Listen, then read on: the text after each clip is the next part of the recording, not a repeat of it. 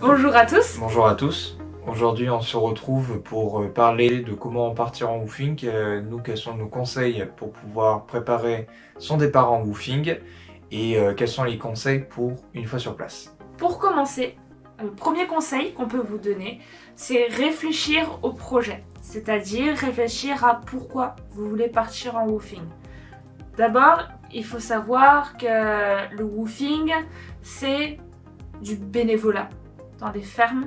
Le premier conseil, c'est réfléchir à pourquoi vous voulez faire du woofing et ensuite savoir où est-ce que vous voulez partir. Est-ce que vous voulez partir juste en France? Il y a un réseau de woofing assez développé en France.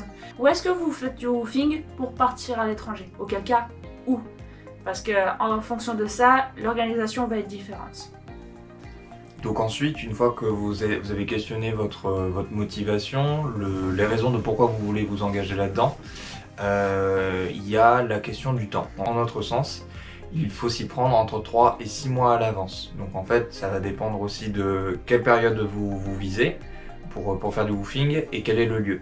Donc typiquement en France, 2 à 3 mois avant la période en question, c'est bien. Pour l'Irlande, viser la période estivale, y prendre entre 3 et 6 mois à l'avance, c'est bien. Et encore une fois, au-delà de l'Europe, s'y prendre plus tôt, c'est encore mieux parce qu'il y a tout ce qui est administratif, tous les documents administratifs à mettre en place. Donc c'est-à-dire que dans un premier temps, il va falloir faire une période de recherche pour savoir quel type de visa vous allez avoir besoin. Est-ce que vous en avez pas besoin? Est-ce que vous en avez besoin de quel type? Est-ce que c'est un PVT, un visa vacances suffit, un visa étudiant? Ensuite, savoir comment se déplacer, est-ce que vous avez besoin d'un passeport, est-ce que vous avez besoin de le refaire, etc. Plus vous y prendrez à l'avance, moins ce sera la panique et la course sur la fin. Notre troisième conseil s'axe sur la candidature. Donc comment candidater et à quelle fréquence? On rentre sur le site du woofing et on candidate aux fermes. Du pays où vous voulez partir. Tout à fait. Il y a un site de woofing par pays. Payez une cotisation parce que c'est une association à la base. Et vous allez candidater aux fermes qui vous intéressent. Tout à fait. Donc nous, quels conseils on donne à ce propos? Déjà, bien se renseigner sur les fermes auxquelles vous voulez postuler. Donc regardez bien le travail qui est proposé, faites bien attention au nombre d'heures travaillées. Donc nous, on pense qu'on trouve 25 heures par semaine, c'est très bien. Travailler 5 heures par jour, c'est ni trop ni pas assez. Regardez aussi le type de logement, comment vous allez être logé. Certains woofing proposent des chambres partagées entre les woofers, d'autres proposent des chambres individuelles, proposent de vivre avec eux dans leur maison ou proposent ce qu'on appelle en Irlande des cottages ou des bothy, donc des maisons à côté. D'autres demandent de venir avec des tentes ou proposent de loger ces woofers dans des caravanes. Donc voilà, le type de logement change d'une ferme à l'autre.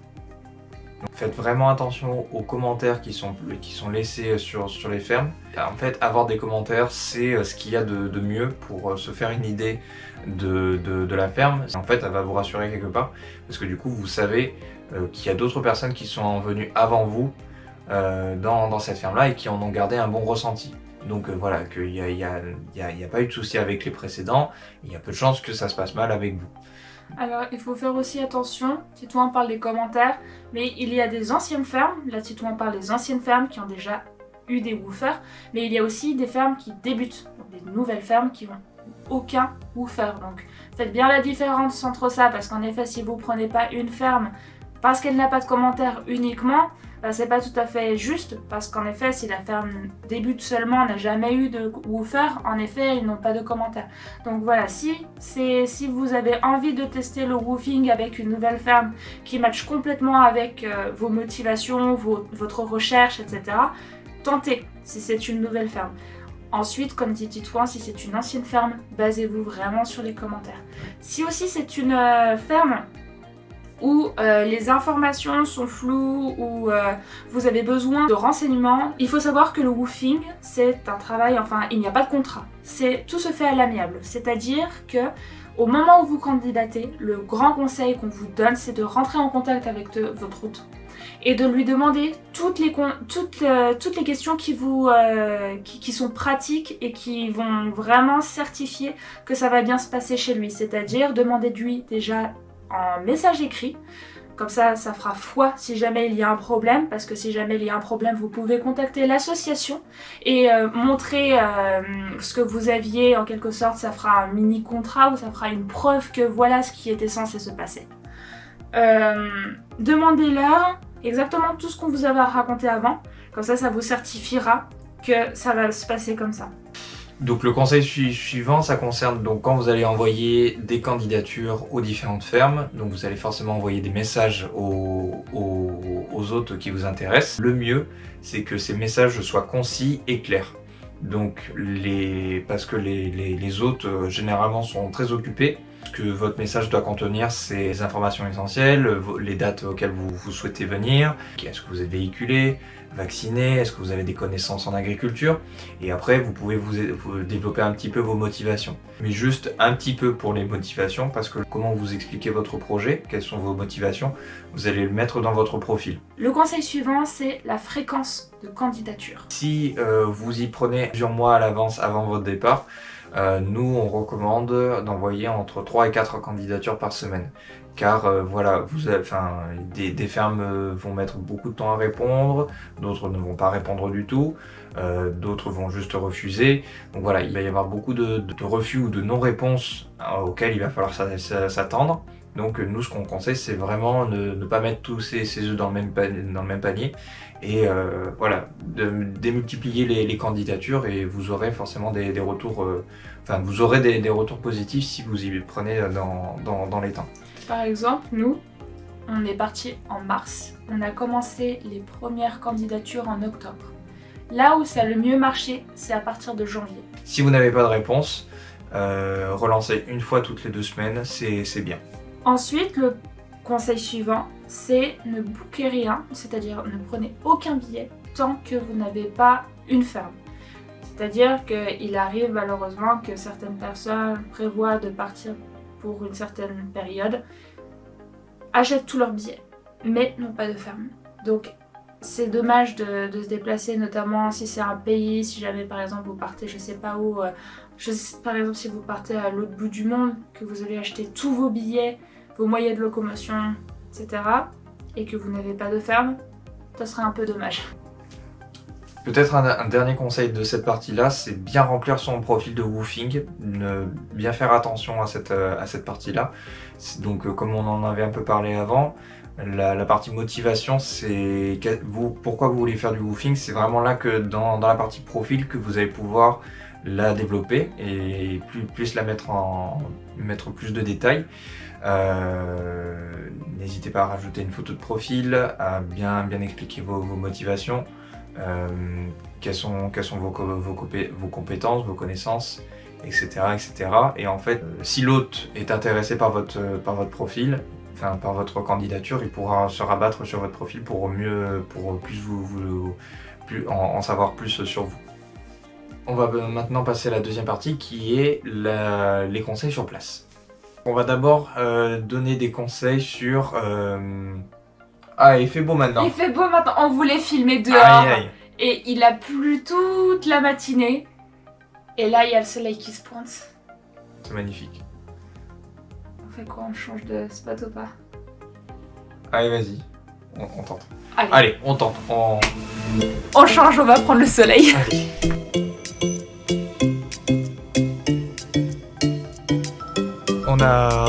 Nous disions qu'on attaquait la deuxième partie qui est en fait les conseils sur place. Qu'est-ce que nous on recommande une fois que vous arrivez en Irlande?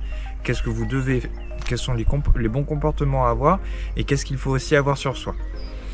Donc on va d'abord parler des bons comportements, des bonnes pratiques. Donc la première chose... Faut pas avoir peur de dire ce qu'on pense. Dans le sens où si vous trouvez qu'une activité peut paraître dangereuse, pour laquelle vous n'avez pas le bon matériel pour pouvoir l'effectuer en toute sécurité, vous êtes en droit d'exprimer votre désaccord. Proposer une autre manière de faire ou alors proposer une autre tâche à faire. Mais gardez en tête que vous êtes bénévole, il n'y a pas un contrat qui vous relie à votre hôte. L'important c'est que vous restiez en un seul morceau. Et aussi que vous vous plaisiez dans les activités que vous faites. Si c'est un désaccord avec vos principes ou oui, comme disait Titouan, vous vous sentez en danger, n'hésitez pas à le dire. En effet, tout est à l'amiable dans le woofing, tout se négocie. Le woofing, il faut pas oublier que c'est du bénévolat, donc c'est-à-dire c'est une action de volontariat. Autant du côté du woofer qui se déplace pour prêter main forte à l'hôte, et c'est du côté de l'hôte aussi qui lui a envie de partager une connaissance, un savoir-faire et qui a besoin d'aide. Le conseil suivant que nous on peut vous donner, c'est être honnête en fait avec l'hôte. Donc notamment en fait tout simplement si par exemple vous cassez quelque chose, un outil alors que vous travaillez, voilà, la moindre des choses c'est d'être honnête et on le dit quand il y a quelque chose qui se passe mal à l'hôte. Il y a, comme on le dit dans ma famille, il n'y a que ceux qui font rien qui font pas de bêtises. Donc faut pas avoir peur de dire des choses qui fâchent à l'hôte. Dans le cas de casser un outil, voilà, c'est normal, ce sont des choses qui arrivent. Le prochain conseil, c'est passer du temps avec vos hôtes, avec les autres woofers, pour découvrir au maximum et vous enrichir au maximum de cette expérience de woofing, notamment si vous partez à l'étranger. Donc on a fini les conseils des bons comportements à avoir. On va maintenant s'attarder sur le matériel qu'il est bon à avoir sur soi lorsque vous partez faire du woofing. Donc à préparer avant votre départ, bien sûr. Donc la première chose, c'est avoir des vêtements de travail. C'est un peu ça peut paraître un peu tarte à la crème. Ce qu'on entend par vêtements de travail, c'est idéalement d'avoir toute la combinaison qui va bien. Donc que ça va aller d'un vêtement de pluie à un pantalon qui craint pas, jusqu'à avoir des bottes. Ça va être généralement salissant. Donc faut avoir des affaires qui sont adaptées pour ce genre de travaux. Petit point important aussi, avoir des gants.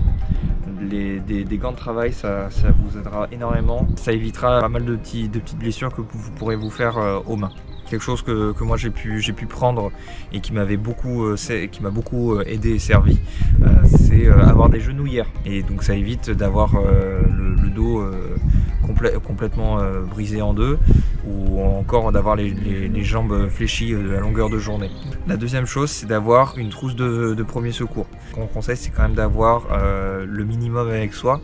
Donc que ce soit de l'arnica, quelque chose contre les maux de tête, contre les petites coupures, voilà, juste un minimum pour pouvoir gérer les petites situations.